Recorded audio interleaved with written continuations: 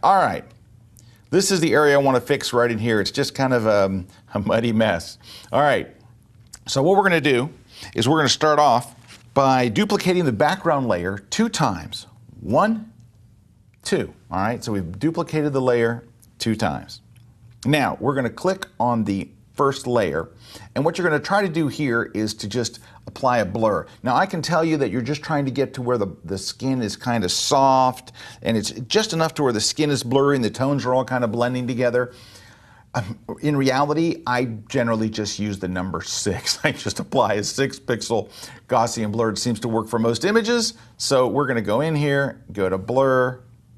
I choose the Gaussian blur, and we're going to input like 6 pixels.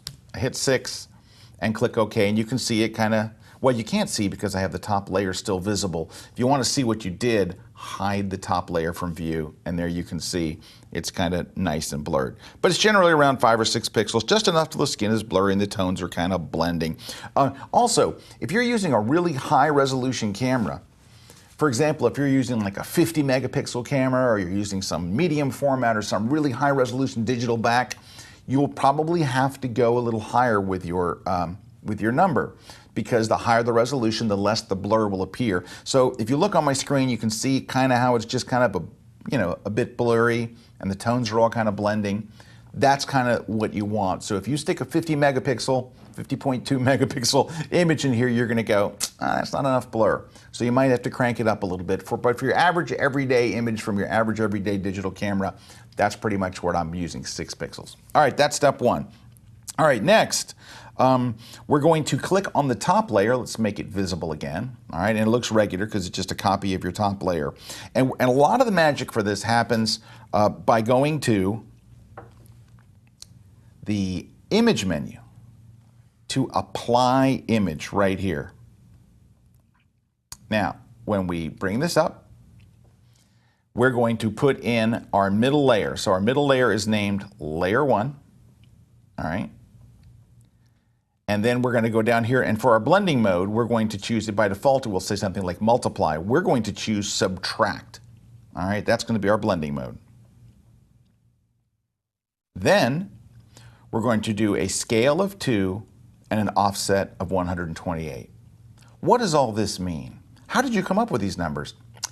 Luckily, someone else did. Somebody else came up with this. This has been around. It's kind of, been passed from person to person to person. I don't know how they came up with this, but I can tell you this. That person's brilliant, because these numbers work awesome. So all you have to do is open the dialog and enter these numbers. You're going to choose your middle layer. You're going to set your blend mode to subtract. You're going to choose your scale as 2 and your offset as 128. So that's basically it. Click OK. And then you're going to switch the mode of this top layer, right? You're just going to go over here to the blend modes. Here's all these different blend modes. And you're going to switch it down here to linear light. So it's up there. So that's linear light. Now you're going to click on the middle layer, and we're actually going to do our work on this middle layer. So here's how it works from here. Oh, before we do this, I would recommend doing one more thing. I would recommend selecting both of these layers. Just go ahead and select them. Just hold the Shift key and select them, and let's put them into a group. And the reason why we put in a group is it'll allow us to quickly toggle on and toggle off, just so we can see a before and after. I find that's really helpful when I'm retouching, to be able to see, is this going in the right direction? But also, when you put them in a group, if you think I've gone too far, maybe I over-retouched, you can lower the opacity of the group, and both layers will lower at the same time. So it's a really handy thing to do. All you do is select both of them. Let's just hold the Shift key, select both, and then click on the little folder icon right here. Just click on group, and then now it's its own group. To see what's inside the group, you would just click that little thing and it will expand. All right, now we're on layer 1. Let's go ahead and do some of our retouching now that we're there. Let's move over to the area that we want to fix. And you're going to get the lasso tool, the standard old regular lasso tool. And we're going to say, I need to fix this area right in here. It's just kind of a mess. Select that. Now, if I were to do something to this area right now, you would see a very hard edge all the way around. It's almost like I traced it with a pen. It would look really terrible. So a lot of times we're making selections, and I would say most of the time we make selections, we're going to feather the edges, just soften the edges so there is a soft blend between the selection and the rest of the skin and not a hard edge. Basically, it hides the hard edge. You do that by going under the Select menu and choose, under Feather. You're going to have to edit that, sorry. Go under the Select menu, under Modify, and choose Feather. Feather is our secret weapon for hiding edges. When the dialog comes up, I use 15 pixels for this particular technique, and I click OK. And you're not going to see anything on screen. You actually will see maybe a tiny little bit of the selection here just move, but you're not going to really see any effect until we're done. Then the last step of this, and this is where it all comes together, is you're going to go under the Filter menu, under Blur, and you're going to choose Gaussian Blur. And we're going to put a huge blur on this. And what it's going to do is when we go in here and start blurring this a lot, like I usually use around something around 20, 23 or 4 pixels. Look what it's done. It's kind of smoothing everything, but it's leaving all the skin texture. So I'm going to click OK and just give you a before and after. Let's deselect it. So you can see skin texture, you see pores, you see all that stuff, but watch the difference.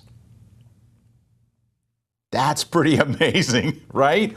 So it's all of a sudden, all those abnormalities and weird stuff just kind of went away. And like I said, you're on a group here, right? So you've grouped everything together.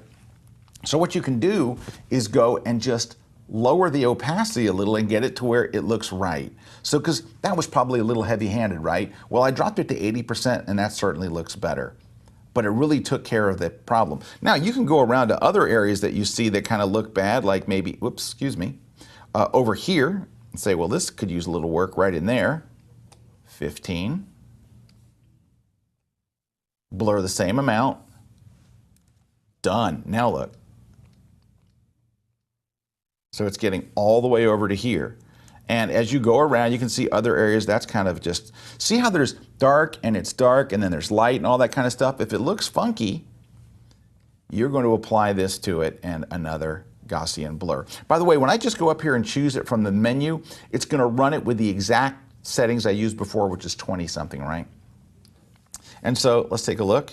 Look how it's smoothing things out. I mean, it really does a nice job. And you might want to go in here and fix this up a little too. And maybe a little over on this shoulder. Boy, you can see that, all the skin tones. Look at that, how it's all kind of funky over here. And of course, don't forget to feather, or you're going to see a really hard edge. And then drop in that Gaussian blur.